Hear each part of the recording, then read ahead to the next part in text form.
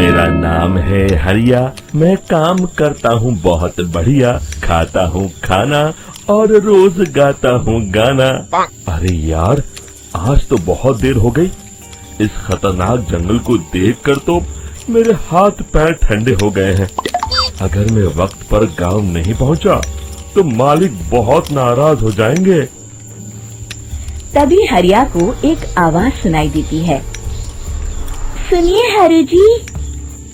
अरे, ये आवाज किसने दी? तभी हरिया को सामने कुछ दूर एक औरत खड़ी दिखाई देती है। अरे भाई, ये औरत अकेली इतनी रात को इस जंगल में क्या कर रही है? चलकर पूछना पड़ेगा। फिर हरिया अपनी बैलगाड़ी उस औरत के सामने लाकर रोक देता है और उससे पूछता है। अरे सुनिए, आप इतनी रात को इस खतरनाक जंगल में अकेली क्या कर रही हैं? तभी वो औरत मीठी आवाज में कहती है, अरे हरु जी, आप आ गए। मैं कब से आपका इंतजार कर रही थी। वैसे तो यहाँ से काफी लोग गुजर चुके हैं, लेकिन मैं खास आपका इंतजार कर रही थी।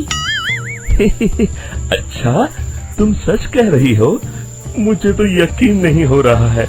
वो क्या है ना, आज तक किसी ने मुझसे इतने प्यार से बात नहीं की। हाँ हाँ हरु जी, मैं सच कह रही हूँ। अब देर मत करिए और जल्दी से मुझे मेरे घर तक छोड़ दीजिए। हाँ हाँ, कौन सी बड़ी बात है, अभी छोड़ देता हूँ। आप मेरे पीछे बैलगाड़ी में बैठ जाइए और मुझे रास्ता बताते चलिए। फिर वो औरत हरिया की बैलगाड़ी में बैठ जाती है और हरिया बैलगाड़ी हाँकता हुआ आगे चल पड़ता है। फिर उस औरत के बताए हुए रास्ते पर चलते चलते हरिया बैलगाड़ी लेकर एक काली गुफा के आगे आकर रुक जाता है। हरिया उस औरत से पूछता है, हाँ देवी जी, आपका घर कहाँ है? यहाँ तो एक गुफा के अलावा और कुछ नहीं है। तभी अचानक वो औरत हवा में उड़ने लगती है। देखते ही देखते उसका सुंदर रूप एक डरावनी चुड़ैल में बदल जाता है और वो जोर जोर से हंसती है। अरे तू तो एक नंबर का बेवकूफ निकला। तू तो बड़ी आसानी से मेरी बातों में आ गया। अरे मर गया रे, ये तो एक चुड़ैल है। हे भगवान बचा ले, ये तो बड़ी डरावनी दिखाई दे रही है। और फिर अगले ही पल हरिया की बैलगाड़ी में रखा सारा सामान हवा में उड़ता हुआ उस काली गुफा के अंदर चला जाता है और वो चुड़ैल भी उस गुफा के अंदर जाकर कहीं गायब हो जाती है।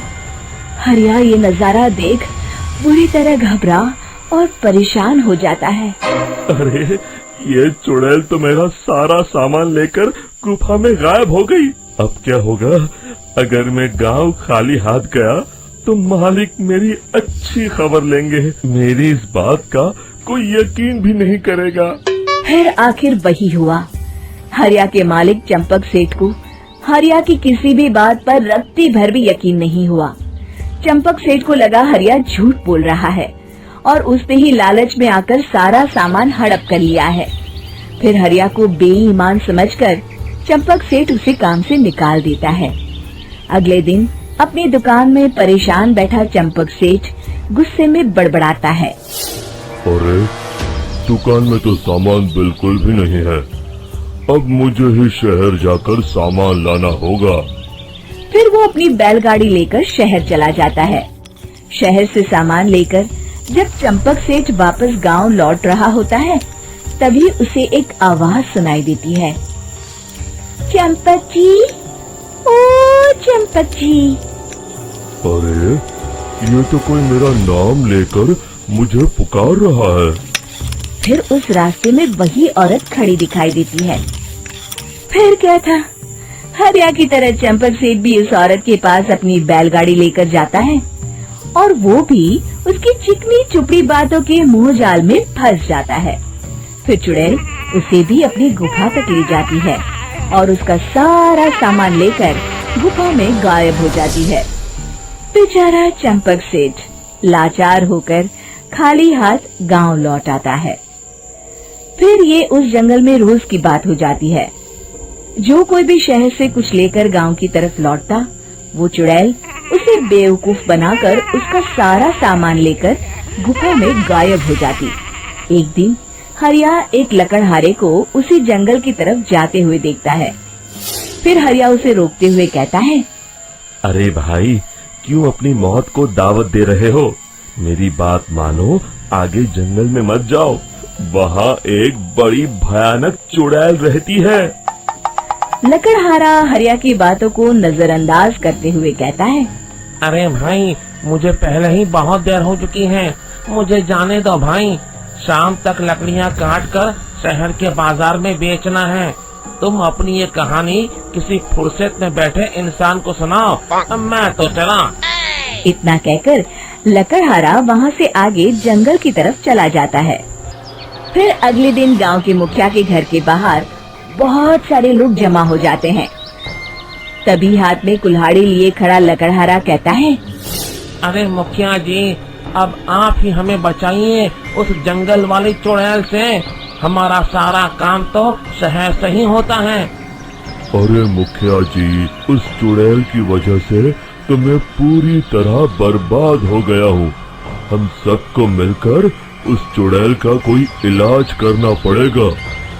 तभी भीड़ में खड़ा वीरा कहता है, आप लोग चिंता मत करिए, कल से वो चुड़ैल किसी को नहीं लूट पाएगी। मेरे पास एक बहुत अच्छी तरकीब है। तभी चंपक सेठ उसका मजाक उड़ाते हुए कहता है, अरे तेरा नाम वीरा है तो क्या हुआ?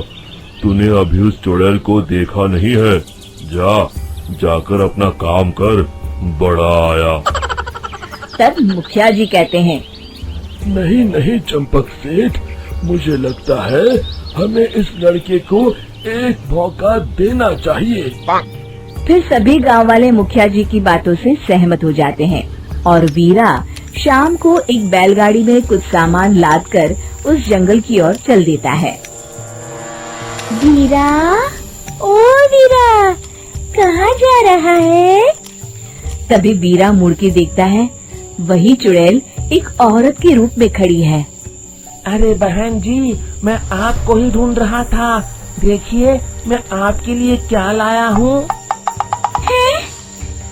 अरे वाह, तो खुद मेरे लिए इतना सामान लाया है। तू ही अकेला गांव में समझदार है। जरा देखो, मैं भी खोल के, बड़े भूख लगी है। जैसे ही चुड़ैल उस सामान पर से कपड़ा हटाती है, एक भगवान शिव की तेज रोशनी उसके अंदर मूर्ति से निकलती है और चुड़ैल अपने असली रूप में आकर जलने लगती है। अरे मैं जल रही हूँ, बचाओ! बचाओ! ओम नमः शिवाय, मर गई मैं! देखते ही देखते वो चुड़ैल राख के साथ उड़ जाती है और सभी गांव वाले भी वहां जाते हैं। शिक्षा बुराई पे सदा अच्छाई की ही जीत होती है।